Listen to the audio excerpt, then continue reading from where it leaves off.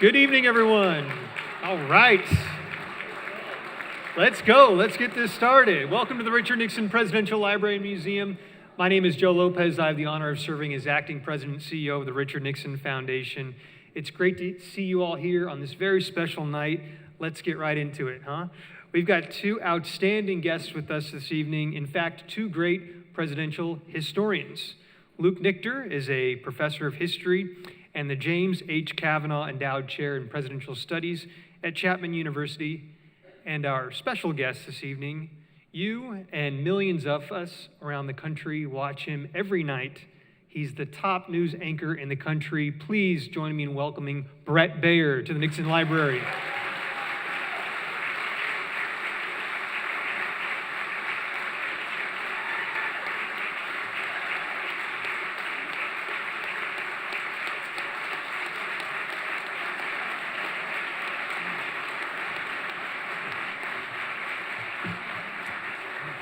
Now, please stand as we honor our great country.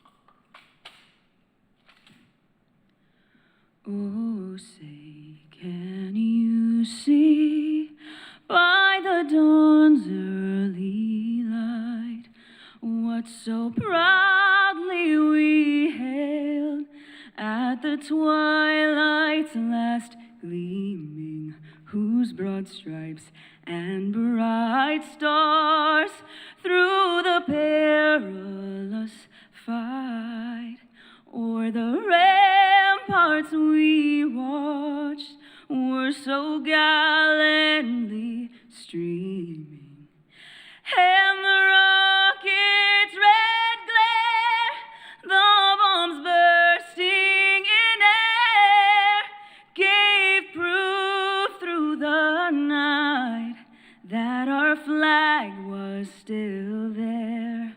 Oh, say does that star-spangled banner yet wave o'er the land of the free and the home of the brave?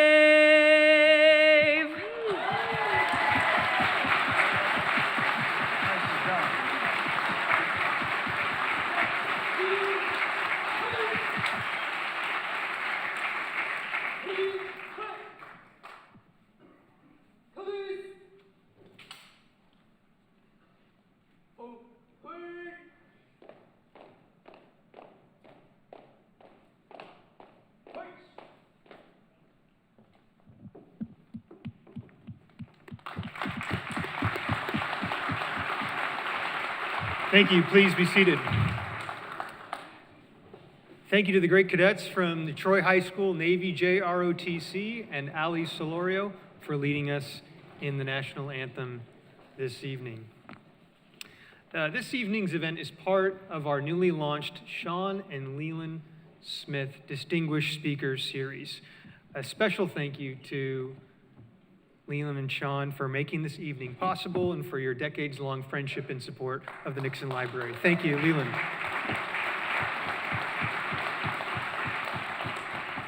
So our special guests that are joining us on the stage, Bret Baier is the chief political anchor and executive editor of Special Report on this Fox News channel. It aired here from the Nixon Library just a few hours ago. I'm sure a lot of you saw that.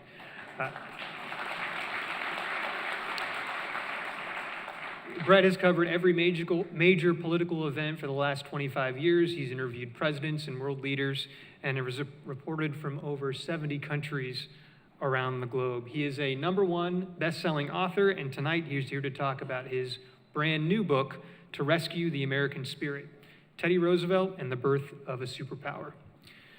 Tonight, Bret will look at how one president's courage, energy, and vision helped define America's place in the world. It's the perfect topic because today is National Civics Day, a day to promote civics education and engagement. That is a cause that we have taken up here at the Nixon Library and Foundation. And just this afternoon, when Bret aired Special Report, he mentioned that today was National Civics Day and talked about the Nixon Foundation's American Civics Campaign, our work to help young Americans learn about history, the presidency, our government, and the Constitution.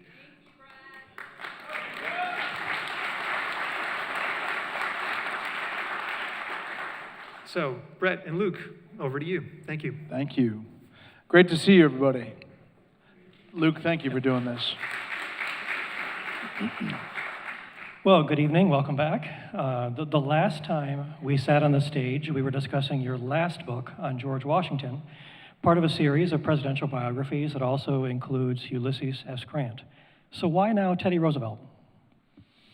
So let me first start by saying today is Teddy Roosevelt's birthday. October 27th, 1868. So today, Teddy Roosevelt over there would be 167 years old. So this is a very special night for me, and it's great to be with you. Luke, thank you so much for doing this. Why Teddy? So I started this process, and I've come here for every single book. And I want you to know that the ones that made it to #1, I came to the Nixon Library. So I have a lot of high hopes, So I started with Eisenhower, and it took a 4-year process, really, because I didn't know what I was doing. But it was a soda straw look at the end of the Eisenhower administration and the beginning of the Kennedy administration and the farewell speech that was largely overlooked, kind of misinterpreted by focusing on the military-industrial complex. All right, so then that was a success. I decided I'm going to go middle of the Cold War to the end of the Cold War, Ronald Reagan and Gorbachev, 3 days in Moscow. This is an overlooked speech that Reagan delivers at the Moscow State University, where he's literally talking to communist students under a bust of Lenin saying communism will never work. Meanwhile, he's trying to make a summit work with Gorbachev. It was just a great moment. Then I go from that, middle of the Cold War, end of the Cold War, kind of Star Wars trilogy, back to the beginning, FDR, Churchill, and Stalin, and the Tehran summit that's largely overlooked, where they planned D-Day. So that's the 3-day series. Then I've got Ulysses S. Grant, To Rescue the Republic. He was an amazing general in the Civil War, but he was also a fantastic president, and that was largely overlooked in history. And his saving of the country from falling into a second civil war in 1876, that was the focus of that book. Then George Washington and what we talked about last time, the Constitutional Convention, and how without George Washington, we literally would not have a country. We wouldn't have gotten off the starting line. And that kind of was overlooked about how crucial he was to the formation of the country. So this is Teddy Roosevelt. Teddy Roosevelt, there's been so many books written about him. Life pops off the screen. He's had like 9 lives just by all the different things he's done. He's such a character, and the anecdotes are so rich. However, what was overlooked was his effort and to make his legacy be about America being a global leader, being first in the world at the turn of the century.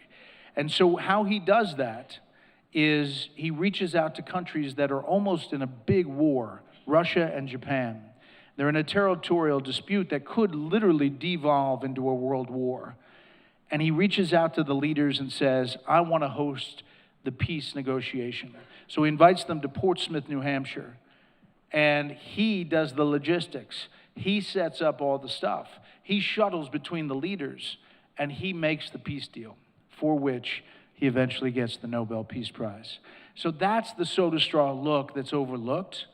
And along the way, in this process, there are so many nuggets, like jewels of history, that I think we uncover about Teddy Roosevelt that maybe haven't been elsewhere. So there's a portion of the book's title, To Rescue the American Spirit, which caught my attention. What do you mean by that? Does the American spirit need rescuing? It does, 100%. It does. Not to forward press, but next year I have this compilation book before the 250th about the case for America. It's essentially all the 6 presidents I've worked with, interviews with different people around the world about why America is great, and making the case before a jury of your peers why America is the best. This is right ahead of the 250th. But I think To Rescue the American Spirit encapsulates Teddy Roosevelt. He was all about forward-leaning. He gives this speech after he leaves the Oval Office, after he leaves the White House. He goes to Paris, and it's called the Citizenship in the Republic speech that he delivers, which eventually becomes the man in the arena. And basically he says, you have to get in the game. You have got to be the one who's the doer. You have to be the one who is active and doing something, as opposed to the critic who's on the outside throwing grenades in. And his life is all about that. I think To Rescue the American Spirit is about, at the turn of the century, making sure that America was leading the world. His life is just so chock full. If you go, you're probably going to touch on it, but when he starts his life, every one of these presidents, all 6 of them, have had some cross to bear, some crucible to go through, some tough thing that they had to deal with. For Eisenhower, it was abject poverty. For Reagan, it was an alcoholic father. For FDR, it was polio. For Grant, he was so poor he was selling firewood on the side of the road. For Washington, he loses his father as a kid and then loses his brother and has no family. He has to step up and be the guy. And for Theodore Roosevelt, it's debilitating asthma when he's a kid. He can't get out of bed. His mother says she's worried that he's going to live, let alone be successful. There's an amazing picture in the documentary that we did, Fox Nation, where Lincoln's funeral is going past on Broadway in New York, the Roosevelt brownstone. And in the window of this photo are 2 kids. One of them is Teddy Roosevelt. Think about that. The next time those 2 leaders would see each other would be on Mount Rushmore. So history has a way to give you goosebumps every once in a while, to be cyclical, to be like, holy cow, think about the moment. And he eventually gets over the asthma, and we can talk about his life, but every president has something that they had to go through. And I think it makes them better people. Well, you start the book not at the beginning of his life, but actually in 1901, when Teddy Roosevelt suddenly became president of the United States. Part of a select group suddenly thrown into the presidency. Set that scene for us. So Roosevelt is delivering a speech in Vermont. First of all, let me just rewind a little bit. All his life, whenever he gets into one of these positions, he's kind of a troublemaker. He's always stirring the pot. The establishment can't stand him because he's pushing back against them a lot of different ways. And they really don't like the guy. They know he's popular, he's populist, but they don't love him. And we can talk about all his different jobs. But when, at the time, he's New York governor, they say, we need to get rid of this guy. He is challenging the party establishment in ways that we don't like. Where are we going to put him? What should we do with him? We'll make him vice president. At the time, this was not the Dick Cheney, J.D. Vance vice presidency. This was ceremonial, cutting ribbons, going to funerals, occasional wedding. You were essentially put in a box. They were going to take this guy who was an up-and-comer and a party kind of pain in the butt and put him in the vice presidency. And they do it. McKinley signs on. And his friend, Senator Hanna from Ohio, says, President McKinley, no matter what you do, we cannot let this crazy man become president of the United States. You have one job only. Stay alive for 4 years. 6 months later, an assassin takes McKinley out at the Buffalo Exposition as he's there, and they shoots him. So Roosevelt makes his way from Vermont to Buffalo. He is in denial that this is the moment that he's going to be president. And in fact, the doctors tell him he has a really good chance of survival. He's doing much better. Go on your vacation. He leaves and goes to the Adirondacks. And he is hiking up Mount Marcy, which is the highest mountain there. And he is in the middle of nowhere. And McKinley starts turning for the worst. And they have to send a prospector who knows the area to shoot a gun and try to find out where Roosevelt is at the top of the mountain. He passes this telegram that says, we need you in Buffalo now. The president is declining. And so this book starts with this harrowing journey from the top of Mount Marcy all the way down. He's racing down the mountain to a horse and carriage that takes him along these treacherous mountain passes to get to a train station to get to Buffalo. And he eventually gets there, but it's too late. And McKinley is dead, and he becomes the youngest president in the United States history at 42 years old. And, that was a big moment. And he told his cabinet, McKinley's cabinet, I'm going to be the same guy. I'm going to follow the same policies. All of you are keeping your jobs. That lasted for a little while. Well, even as a boy, it's clear to your reader that young Teddy Roosevelt did not have ordinary interests. You write about how at the age of 8, he began what you call the Roosevelt Museum of Natural History. For those who don't know, you've got to describe it. It's really strange. He's kind of a strange kid. He finally gets out of being the asthma thing. And the reason he gets out of it, first of all, they had all these crazy cures back then. And his parents were trying everything to try to cure the asthma.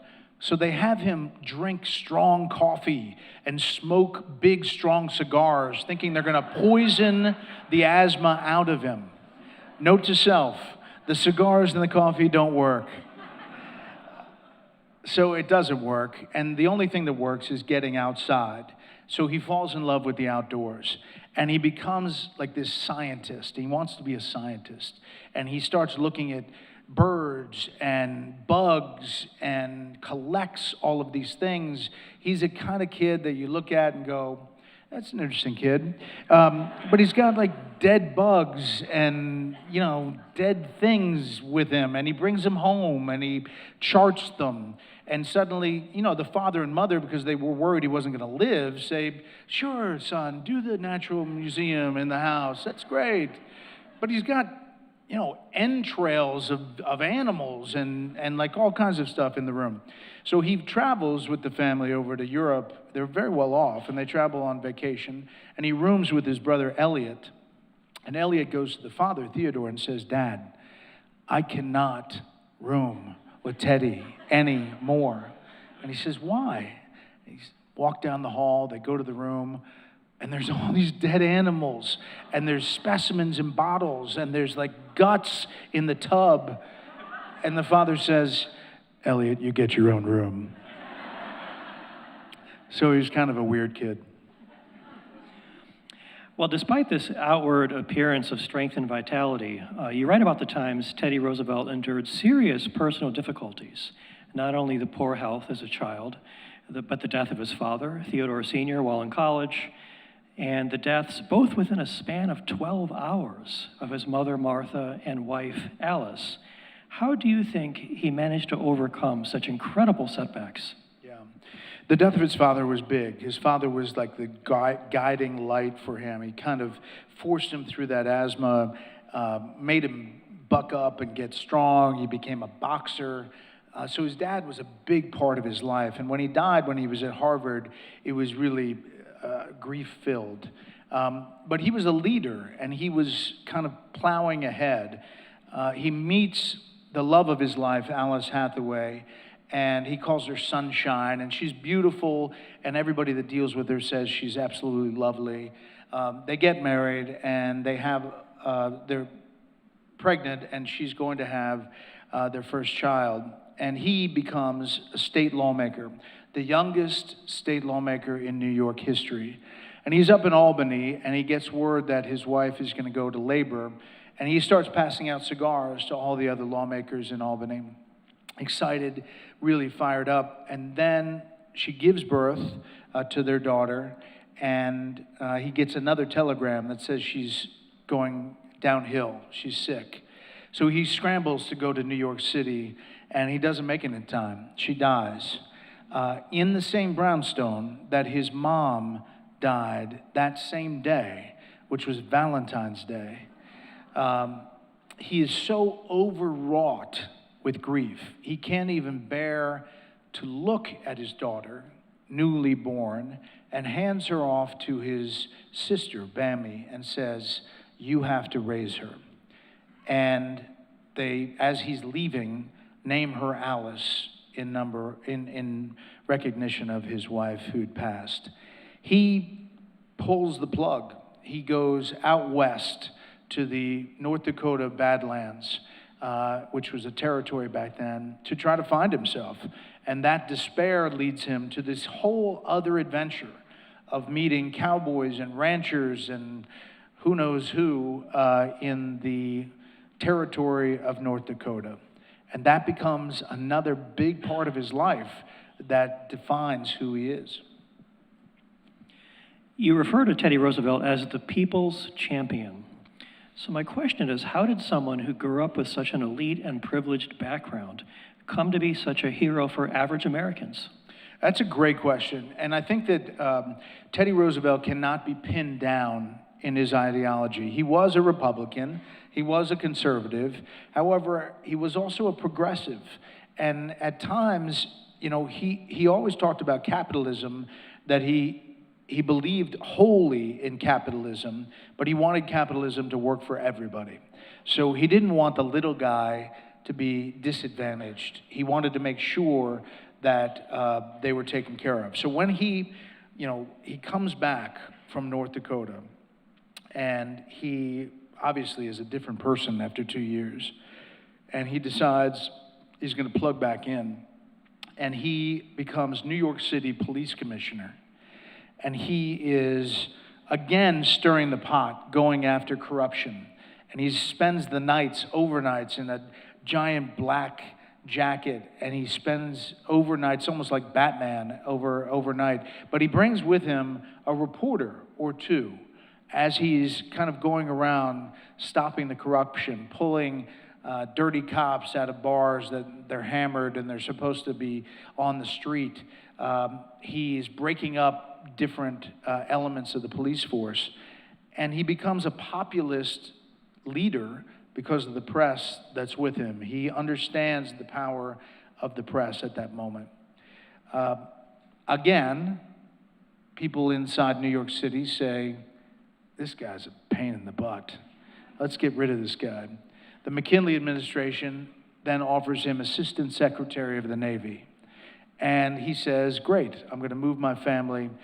He's now remarried with Edith, is his new wife, to Washington, D.C. He becomes Assistant Secretary of the Navy. And guess what? He's still a pain in the butt. And he is advocating for aggressive getting into the Spanish-American War. The administration is not there yet. The Secretary of the Navy takes the afternoon off, and the Assistant Secretary of the Navy steps into the job that afternoon and orders a flotilla of ships to move to Cuba. The Secretary of the Navy didn't take many lunches after that. Teddy Roosevelt is really adamant about it, to the point where he says, I'm going to resign my position. and he resigns as Assistant Secretary of the Navy to form this regiment to fight in the war in Cuba. And he gets approval to do it, and they say, who are you going to get? And he gets the cowboys and the ranchers and the fighters out of North Dakota, where he was, and then he combines them with the Harvard guys that really wanted to fight, but they're, college Harvard guys. And so he puts these together in like a Star Wars bar of Army fighters, and he makes the Rough Riders. And you wouldn't think that these guys would all get together, but eventually they do. And they become like one cohesive unit. They go down to Miami to get a boat over to Cuba. And they realize, Teddy Roosevelt realizes, that the press, the New York Times reporter, another reporter, don't have a boat to go over to Cuba. So he says, come with us, in bed with us. He puts them on his boat. They go over and they fight. They had brave fights, and they had amazing stories, charging up San Juan Hill, etc. But the reason we know such detail about that moment is because Teddy Roosevelt knew the power of the press and bringing those reporters to his boat and putting him with his unit as he's fighting. So when he fights in Cuba, and they did fight heroically, there were many other units that fought, but you only heard about the Rough Riders because of the stories. So he became a national hero right away. And he comes back in May, and he's drafted for New York governor and wins the election in November. Think about that, May to November. Think about how long our elections run. And he manages to make that happen. So he was like a people person, because his dad always told him, don't forget about the little guy. Staying on the topic of his father, you write about a piece of advice that his father gave Teddy Roosevelt as a young man that obviously stuck with him later in life. That advice was, before anything else, quote, take care of your morals first, end quote. What do you think that meant to the young Roosevelt? I think he took that to heart to mean that let the morals make your decisions, let them lead the way about how you operate. He wasn't a perfect guy at all. And that's part of the reason that these books, I think, work, is because you see each one of these presidents as human beings, not as these icons that are lifted up and we forget about they're actually men, and they have flaws, and they have positives and negatives. But his father said, let morals lead the way. I think you look at his life, and he did do that. He was a big family man. One of the surprising things that I found out was that how big a family guy he was. I talked about how he couldn't look at his daughter, Alice, because of the despair and grief that he felt. But eventually he established an amazing relationship with Alice. And then they had 5 other kids, so they had 6 kids total, 5 with Edith, 1 with Alice Hathaway. But they're all in the White House as he's president. And one of the things that's amazing, a little nugget, is that every day at 4 p.m., no matter what President Roosevelt was doing, he would stop and he would play with his kids for an hour in the White House. So the kids would run to the office and say, Pa, it's time. And he'd be meeting with some dignitary, and he would say, thank you so much, goodbye. And then he would go run around the halls of the White House, or roller skate, or bike in the halls of the White House. Or there would be animals going up and down stairs, or there was laughter all the time. And Edith said, his wife said, essentially, Teddy Roosevelt is the 7th child. Now, Alice, she was a piece of work. She was a lot like Teddy. I mean, she pushed back a lot. She was kind of always doing something that caught the attention of the press. She snuck in boys dressed as girls to sneak them into the White House. She smoked upstairs on the deck. Like, she was a troublemaker. And President Roosevelt once said, I can either control the country or I can control Alice. I cannot do both. And so for a teenager father, I hear you. I hear what you're saying. You alluded to this before, but as president, TR seems to embody many contradictions. Republican, progressive, we've used other labels like conservative, populist, even conservationist. How do you reconcile these differences? Luke, that's a great question. I think there's different parts of Teddy Roosevelt, but one part that is clear is that this book focuses on his wish for his legacy to be forward-leaning on foreign policy and America being strengthened around the world. The whole speech, speak softly and carry a big stick, that essentially means work with allies when you can, but show them how forceful you are in the world.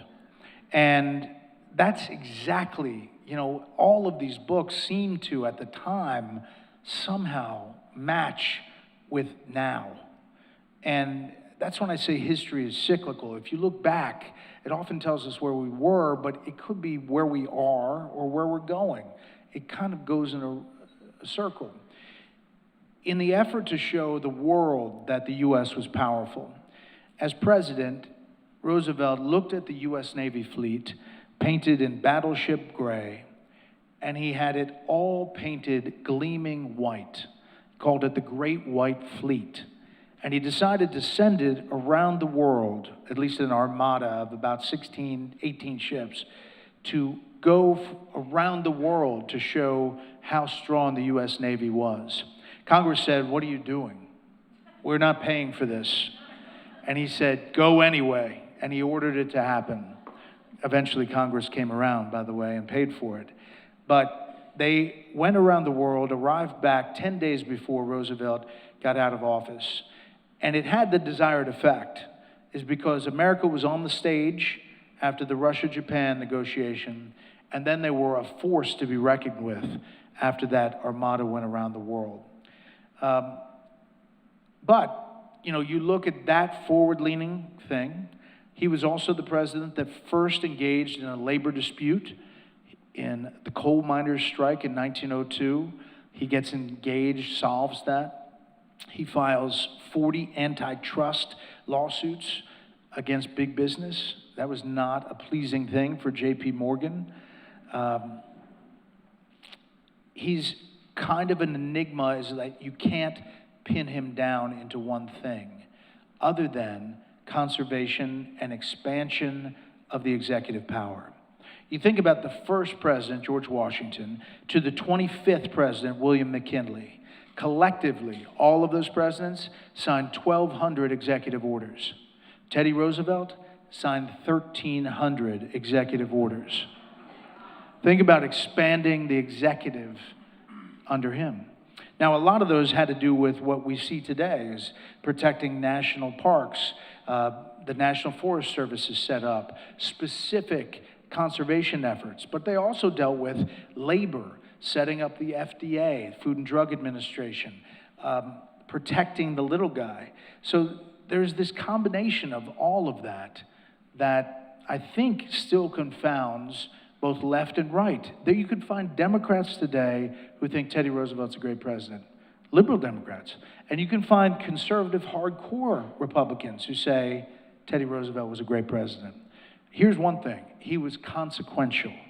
He changed the face of our country, and he was in the arena.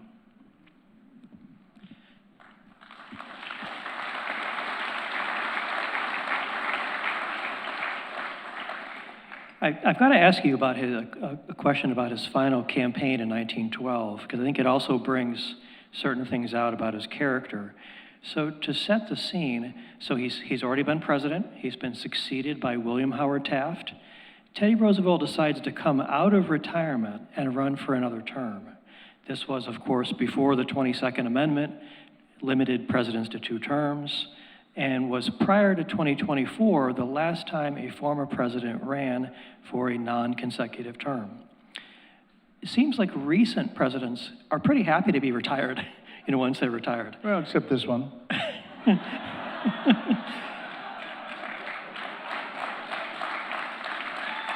I tell you what, that 22nd Amendment, we really got to look at that thing. Okay? All right, go ahead, Luke. Go ahead. Sorry, I don't get to do that on the show that much.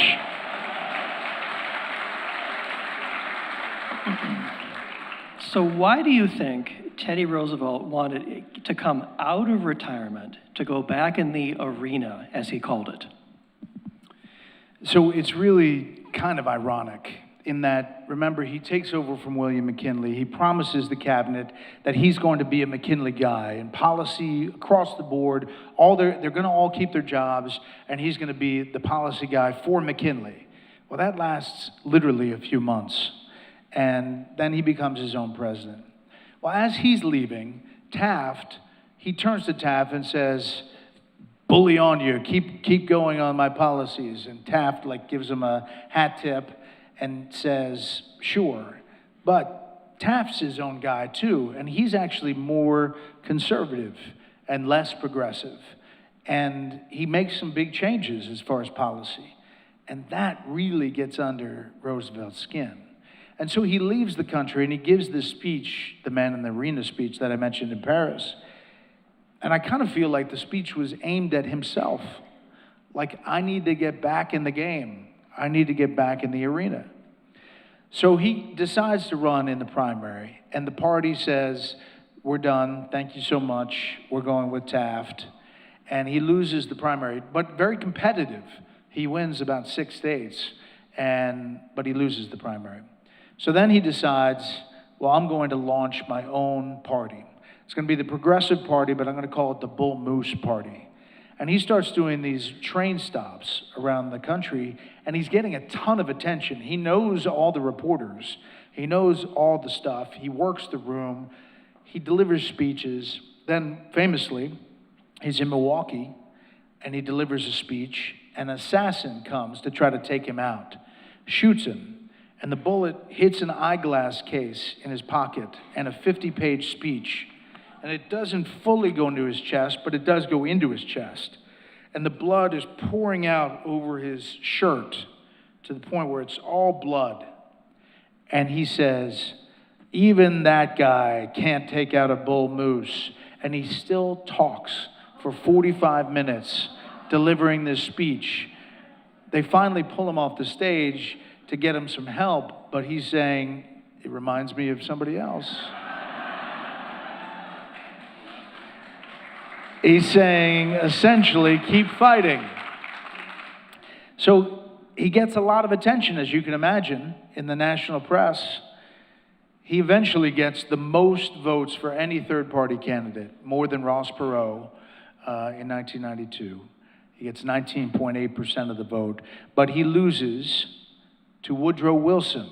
And Republicans now point to that election, obviously, and say he took the election from Taft to Wilson. He has a real problem with Wilson and how he operates, especially on foreign policy in World War I. Wilson doesn't want to get involved in World War I. Roosevelt is like, you have to get involved. So he realizes that that was a big moment. And he fights Wilson all the way till the end. What takes him out eventually, he goes overseas and he takes a crazy trip in South America down the River of Doubt. He's an adventurer. He has 9 lives, but he almost dies on that trip from malaria and different diseases. And when he comes back, his son Quentin is killed in World War I as a fighter pilot. And that final despair of losing his son is what kills him at the age of 60. He dies in Sagamore Hill. When he dies in his sleep, he is the leading candidate for the next election in 20.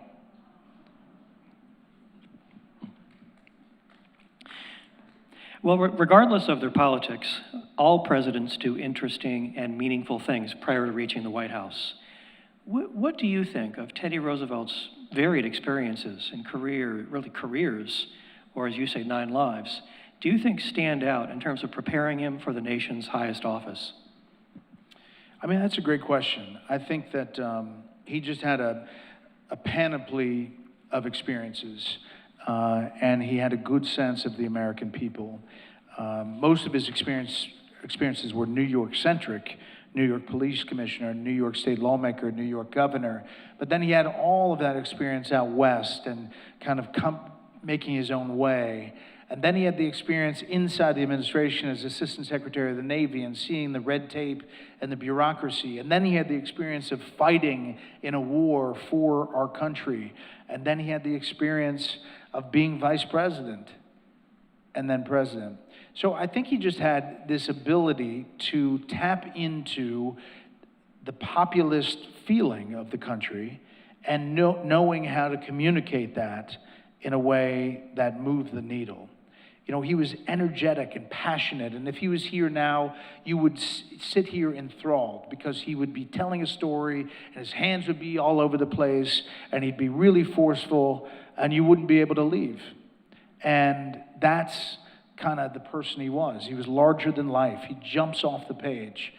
And, you know, I look at the best presidents, and I think they're great communicators. Every one of the 6. They did it in different ways. Reagan was great in his own way. FDR got on the radio and moved the needle before World War II. Grant was the least communicative, but actually worked behind the scenes.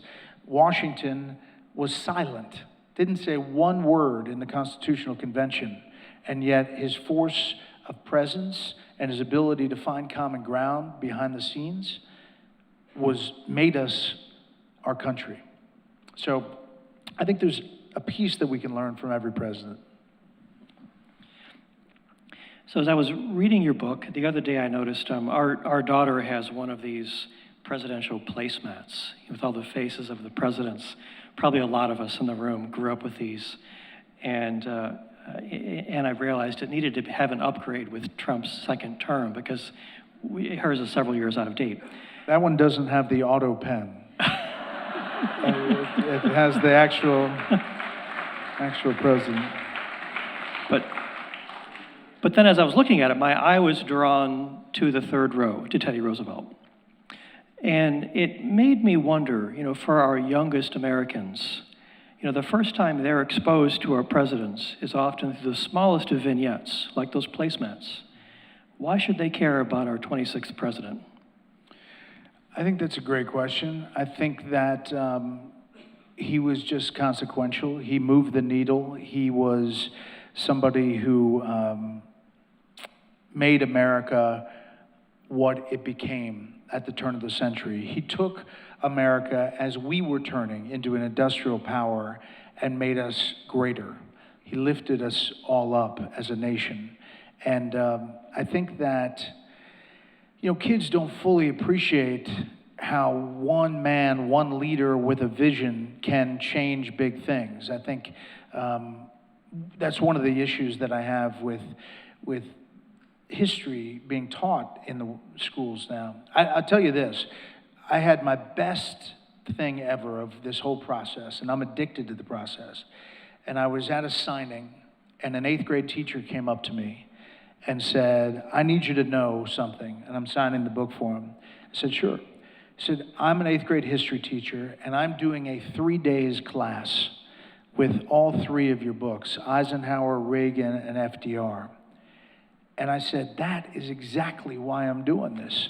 So I zoomed into the class, and we did 2 hours of dealing with those kids. And I actually think if you can get kids fired up about where we've been, we're going to be much better. If we can get them off those stupid phones, seriously, take them off the phone. I mean, listen, the leaders of those the tech companies, why do all their kids have flip phones? And why does my kid have the iPhone that he's like in the TikTok? But anyway, I really think we could delve back into history, and those placemats are the way to start. So as you mentioned, you've now written 6 presidential biographies covering presidents from George Washington to Ronald Reagan, a period of time that stretches from the late 18th century to the latter part of the 20th century.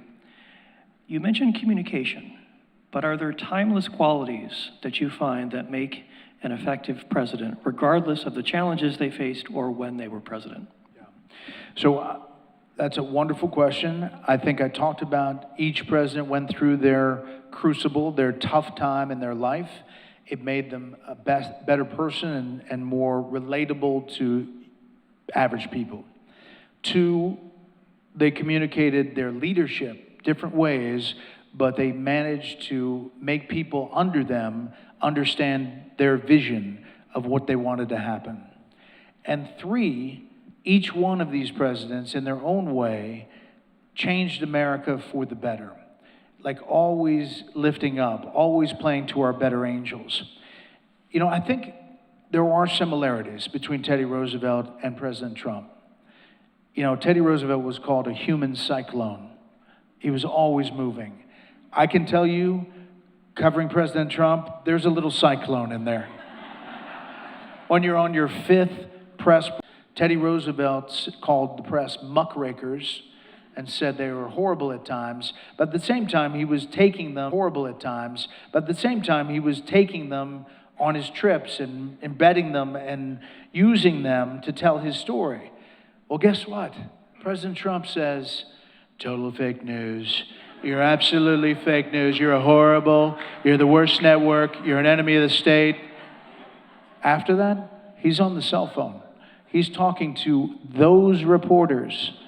I'm telling you, you don't know this, but off the record, there are conversations where he's working the reporters about what he's thinking, how he's thinking, and moving the needle behind the scenes. A lot of similarities there. And finally, I'd say, I look at actions, two sides of the paper. If you look at President Trump, there's one side, he's doing all these things. He's a doer. And on this side, he's saying all these things, and he's posting, and maybe he's a little, you know, it kind of cringe, like, whoa, easy, whoa. Now you look at this side, and supporters go, see, he's doing all this. And then critics say, look at this. If you look at both pieces of paper, you have to come to a conclusion of how you feel about it. And that's what I think the best leaders can do, is be doers and in the arena and not always be the critics.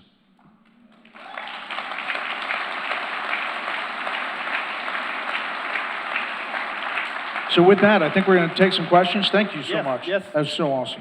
Yes, we are. Thank you, gentlemen. Before we do, though, with a packed room like this, I do want to take the opportunity to get a really cool photo. So I'm going to ask our photographer, Harmony, to come up here. And can I get all of you to hold your book up in the air? And we'll get a picture. This Brett. is good. Brett, would you come down good. here? Yes, this is great. Product placement, people. Product placement. Okay, hold them up high. All right, hold them up high. Here we go. This is Teddy's birthday. On 3, say Teddy. Teddy! Nice. Nicely done. That will soon be on Instagram and TikTok and other places that my sons actually will see me.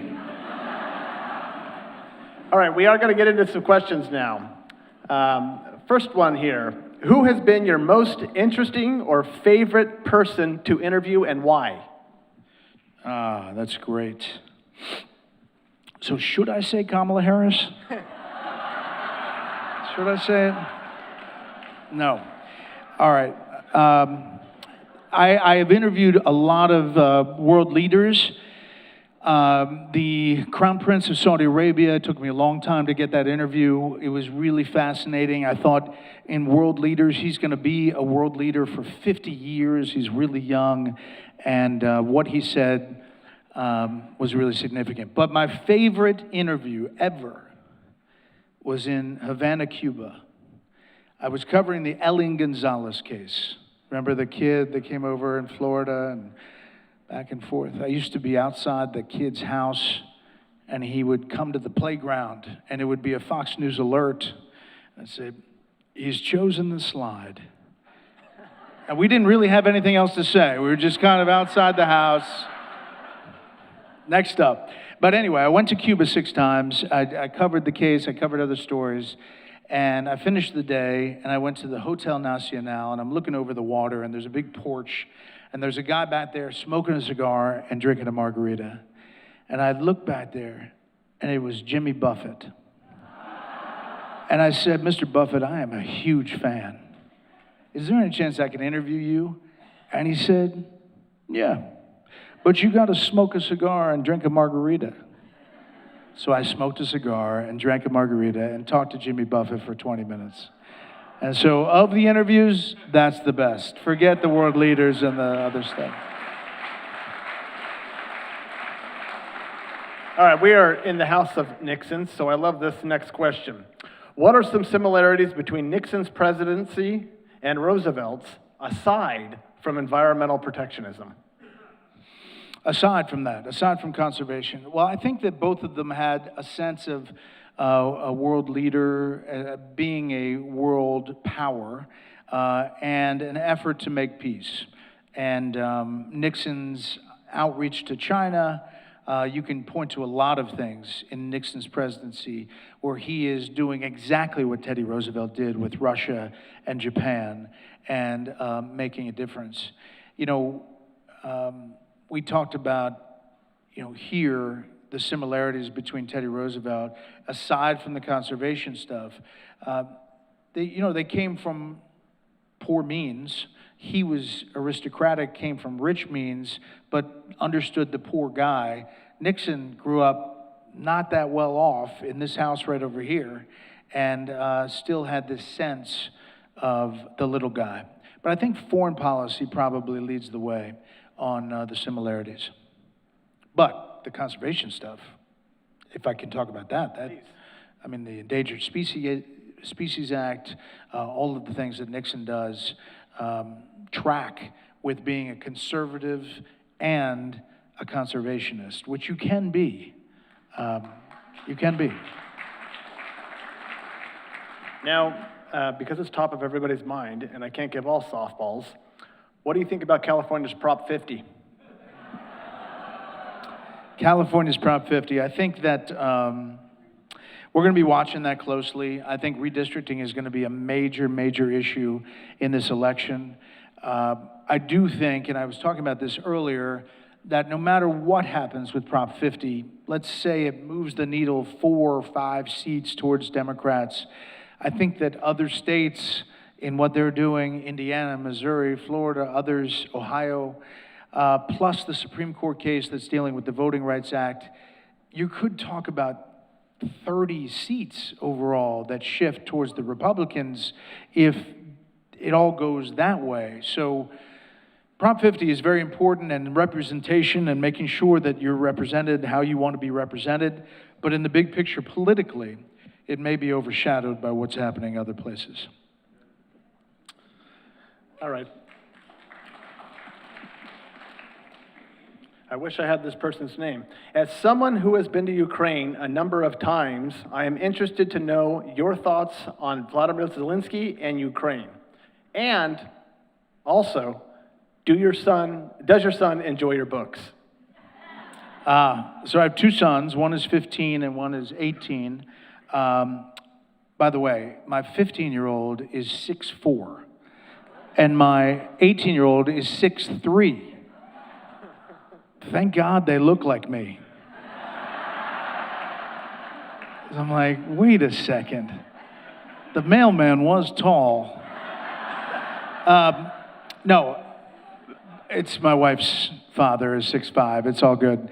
Anyway, they don't really read the books. I mean, I'm going to be honest. But I have given the books to all of their history teachers, and that has been a big, big success. I hope they read the book someday. Your first question, I have been to Ukraine many times. I've been on the front lines interviewing Volodymyr Zelensky, like a mile away from the Russians. And artillery's literally, I'm not making this up, coming in like 100 yards, 200 yards away, and it's going out. And they give me a flak jacket and a helmet. And I said, well, is the president wearing a flak jacket and a helmet?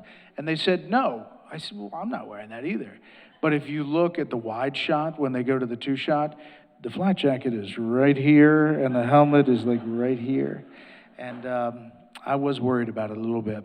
I think that it's going to have to come down to pressure on Vladimir Putin We saw some pressure in the India oil purchase stuff where it put the squeeze on him. But he is, a former KGB agent, and he says a lot of things to get to the next meeting, but then launch more drone attacks and more missile attacks.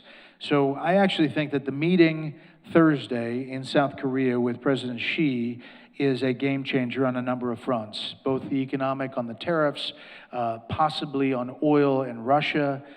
A number of things could come out of that meeting, which changed the dynamic. I've read that your Fox contract doesn't expire for a few years. Is the rumor true that CBS wants you for their evening news slot, and would you like this role? So I mentioned that it's Teddy Roosevelt's birthday. I am signed for a multi-year contract with Fox. So as far as I know, I'm going to be there. I'm very happy. I've been there 27 years. The Atlanta Bureau started in my apartment with a fax machine and a cell phone. So I used to go to reporting around the country, and somebody would say, "You're Bret Baier with Fox News" at the very beginning. And I'd say, "Yeah, I am." And she said, "I love your channel because you report and I decide." And I'm like, "Marketing, it's working." That was 27 years ago. So I've been through a lot, and I have a number of years to go with Fox. We're happy to hear that. Of all the presidents you've interviewed, who was the kindest? Who was the most nervous? The most nervous and the kindest. Let's see. So President Trump is amazingly kind and really can work a room, even with reporters that you think in that room are like super aggressive. The camera will go off. He'll call them horrible. "You're absolutely horrible, Caitlin. You're the worst reporter ever." Camera cuts off. "So how's the family? Everybody good? What are you doing this weekend? Going to Alabama football game? Fantastic. Roll Tide roll." He will converse and he will make you feel normal, and he's really good at that. Bill Clinton was great at that. Very kind, George W. Bush. Most nervous, President Obama on the healthcare interview. He talked for 3 minutes on the first answer and 4 minutes on the second answer. And so I finally had to start interrupting and saying, "But do you get to keep your doctor?" And that got a little back and forth. Yeah. All right, we'll do one more. With all that you have learned about our past presidents, what do you think is the way out of today's extreme division? So each one of these 6 presidents has worked across common ground, worked across the aisle. It's kind of a theme that I really tried to look for. And in those soda straw moments, each one of these presidents had reached across the aisle. By far, the most bipartisan president we had was Dwight D. Eisenhower.